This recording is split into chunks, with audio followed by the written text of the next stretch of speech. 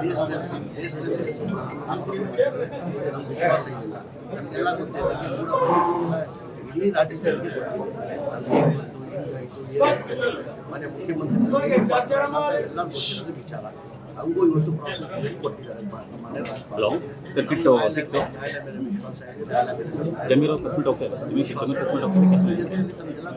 ಇಡೀ ರಾಜ್ಯದ ಮನೆ ಮುಖ್ಯಮಂತ್ರಿಗಳು ಇದರಲ್ಲಿ ಯಾವುದೂ ಪಾತ್ರ ಆಗಿಲ್ಲ.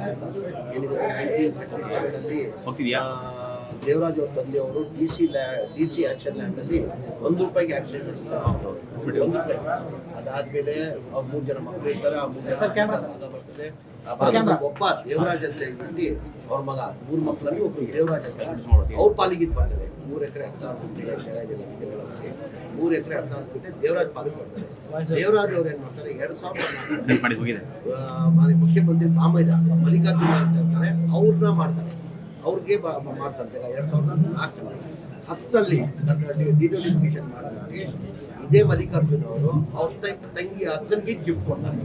ಇದೇ ಮನೆ ಮುಖ್ಯಮಂತ್ರಿ ಧರ್ಮಪತ್ನಿ ಅವ್ರನ್ನ ಅವ್ರ ಅಕ್ಕನ್ನ ಗಿಫ್ಟ್ ಕೊಡ್ತಾರೆ.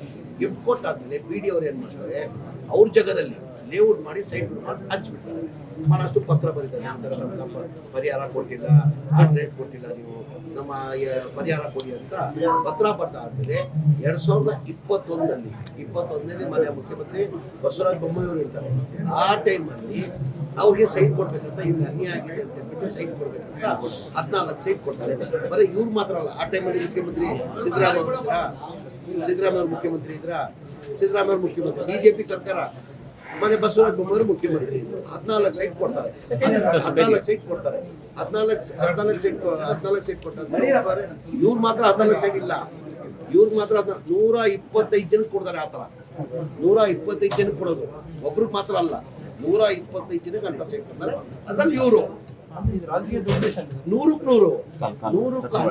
100 ಈಗ ನೋಡಿ, ಲೋಕಾಯುಕ್ತದಲ್ಲಿ ಮನ ಅಬ್ರಾಹಿಂ ಅವರು ಲೋಕಾಯುಕ್ತ 26 ಯಾವಾಗ ಹೋದ ತಿಂಗಳು 26ನೇ ತಾರೀಕಿಗೆ ರಾಜ್ಪಾಲಕ್ಕೆ ಕಂಪ್ಲೇಂಟ್ ಮಾಡ್ತಾರೆ, ದೂರು ಕೊಡ್ತಾರೆ.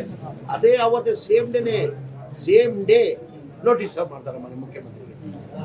ಈಗ ಅಟ್ಲೀಸ್ಟ್ ಯಾರನ್ನ ಒಂದು ದೂರು ಕೊಟ್ಟರೆ ಅಟ್ಲೀಸ್ಟ್ ನೋಡ್ಬೇಕು ತಾನೆ, ಸೌಜನ್ಯಕ್ಕೆ ನೋಡಬೇಕು.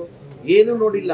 26ನೇ ತಾರೀಕಿಗೆ ಇಬ್ರಾಹಿಂ ಅವ್ರು ದೂರು ಕೊಡ್ತಾರೆ, ಇಮಿಡಿಯೇಟ್ ಅವತ್ತೇ ಸಂಜೆ ಅವ್ರನ್ನ ನೋಟಿಸ್ ಕೊಡ್ತಾರೆ. ಅದ್ರ ಜೊತೆಯಲ್ಲಿ ಹಿಂದೆ ಅದಕ್ಕಿಂತ 15 ದಿನ ಹಿಂದೆ ಅದೇ ಇಬ್ರಾಹಿಂ ಅವರು ಮೈಸೂರಲ್ಲಿ ಲೋಕಾಯುಕ್ತದಲ್ಲಿ ಕಂಪ್ಲೇಂಟ್ ಮಾಡ್ತಾರೆ. ಇನ್ನ FIR ಆಗಲಿಲ್ಲ, ಅದು FIR ಆಗಲಿಲ್ಲ. ರಾಜ್ಯಪಾಲರು ಪೊಲಿಟಿಕಲ್ ಪ್ರೆಷರ್ ಅವ್ರಿಗೆ, ಈ ಪೊಲಿಟಿಕಲ್ ಪ್ರೆಷರ್ನ ರಾಜ್ಯಪಾಲರಿಗೂ ಅವ್ರಿಗೂ ಗೊತ್ತಿದೆ ಸತ್ಯ.